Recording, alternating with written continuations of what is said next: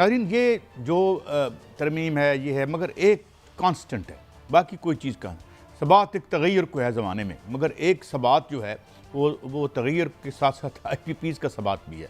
उसे कोई टच नहीं कर सका, शोर मचा मचा के लोगों की आवाज़ बैठ गई मगर कोई असर नहीं हुआ। मियाँ साहब, आज मैं देख रहा था कि उनकी भी एक खबर आई है, वो कहते हैं जी ना हम कैपेसिटी पेमेंट छोड़ेंगे, ना हम किसी और पे रहेंगे, ये जो है वो इसको हम तो इस पर पीछे नहीं हटेंगे। आपके पास कुछ खबरें थीं, अभी हम इस पे बात करते हैं, फिर शायद हमें एक और वकला तंजीम के एक अहम नुमाइंदे भी हमें ज्वाइन करें, उनसे हम उस तहरीक के वाले से भी बात करेंगे, मगर फ़िलहाल बढ़ते हैं इस जानब। जी मियाँ साहब, क्या क्या क्या क्या रिपोर्ट है मियाँ साहब? को और ख़बर भी है आपके पास जो मुझे बताया जा रहा है ऊपर कंट्रोल रूम से? देखिए काजी साहब, कल का जो दिन था, कल का दिन बड़ा ही गर्म दिन था। आपने तरमीम के हवाले से कल लम्हा जो है वो देखा होगा।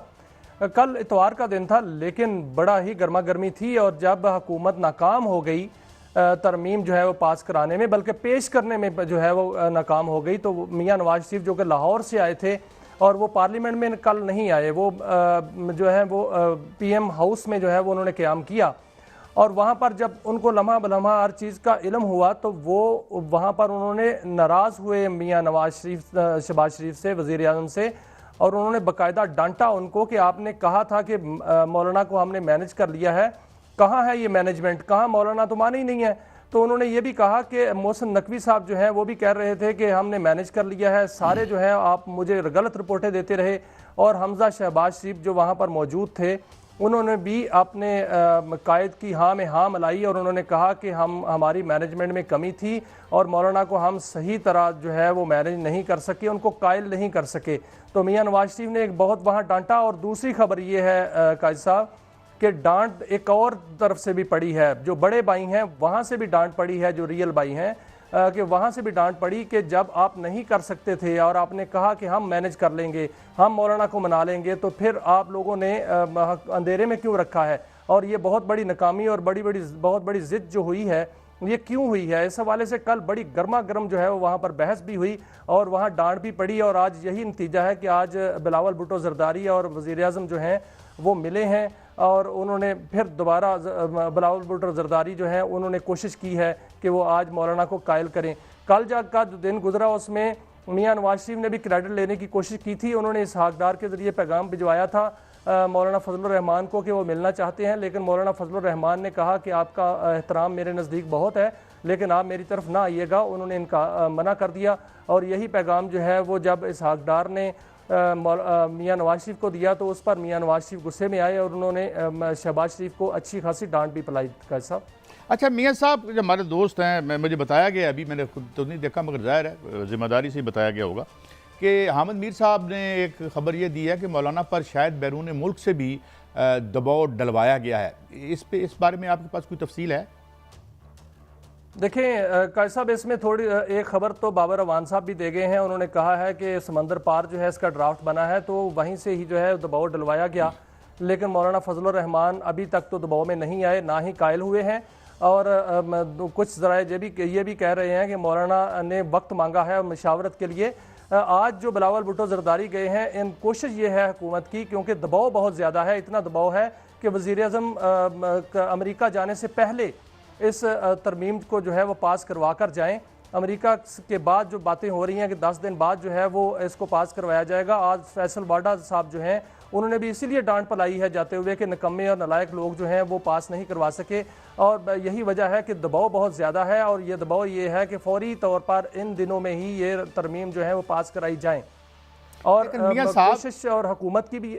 मियाँ साहब इतने ज़हीन आदमी है फैसल वावडा साहब, ये इन्हें आज पता लगा है कि ये निकम्मे और नालायक हैं? 30-40 साल से ये कौम तो भुगत ही रही थी ना इनको। तो मैं समझता हूँ कि मेरा ख्याल है जो उन्हें नकम्मा कह रहे हैं वो कहाँ से मुंतखब होके आए हैं? इन्हीं पार्लियामेंटेरियंस ने उनको मुंतखब किया है ना, उनके साथी ही हैं फैसल वाडा साहब। नहीं, मैं मानता हूँ क्या किरदार अदा किया है उन्होंने। मैं ये कहता हूँ मियाँ साहब, मैं ये कह रहा हूँ कि यार अपना माल भी तो देखो ना, जिस तरह पंजाबी में हम कहते हैं। तो वो हैरत हुई आपको? मसला ये है कि इस कितनी देर तक कौन कौन सा वेंटिलेटर लगाएं आपको इक़्तिदार में रखने के लिए? वो ठीक रोते हैं ना लोग, और क्या करें आपके लिए? क्या ये भाई मियां साहब, बिल्कुल मियां ठीक है, साहब, क्योंकि ये इससे पाकिस्तान दो खानदानों की तजर्बागाह है।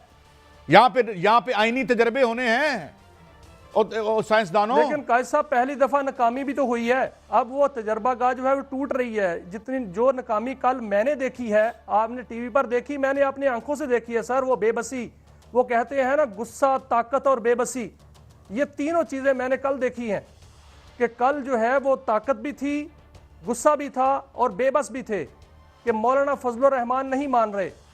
और जो 4 लोग जिनके लिए कहा जा रहा है कि 4 लोग वोट हमारे हैं, ये भी कहा जाता है कि मौलाना फजलुर रहमान ने इस तहफ़्ज़ात का भी इजहार किया है कि क्या गारंटी है कि मैं वोट दे दूं और वो 4 ना दें। नहीं, मैं एक खबर मैं भी आपको दूं, हालांकि मेरा तो आपको पता है खबर से दूर दूर का वास्ता शायद होता है या नहीं होता। खबर ये भी है कि बड़ी खबरें होती हैं आपके पास सर।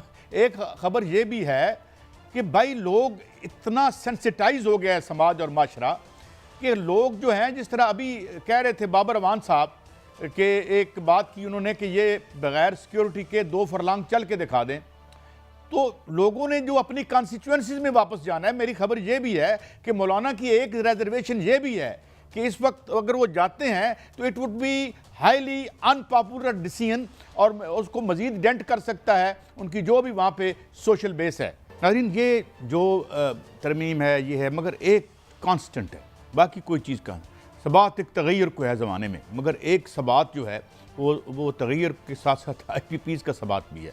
उसे कोई टच नहीं कर सका, शोर मचा मचा के लोगों की आवाज़ बैठ गई मगर कोई असर नहीं हुआ। मियाँ साहब, आज मैं देख रहा था कि उनकी भी एक खबर आई है, वो कहते हैं ये ना हम कैपेसिटी पेमेंट छोड़ेंगे ना हम किसी और पे रहेंगे, ये जो है वो इसको हम तो इस पर पीछे नहीं हटेंगे।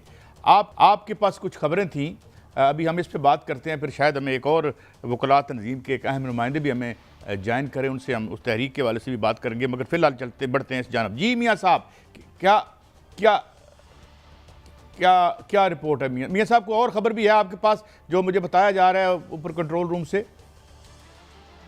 देखिए कायद साहब, कल का जो दिन था, कल का दिन बड़ा ही गर्म दिन था। आपने तरमीम के हवाले से कल लम्हा जो है वो देखा होगा।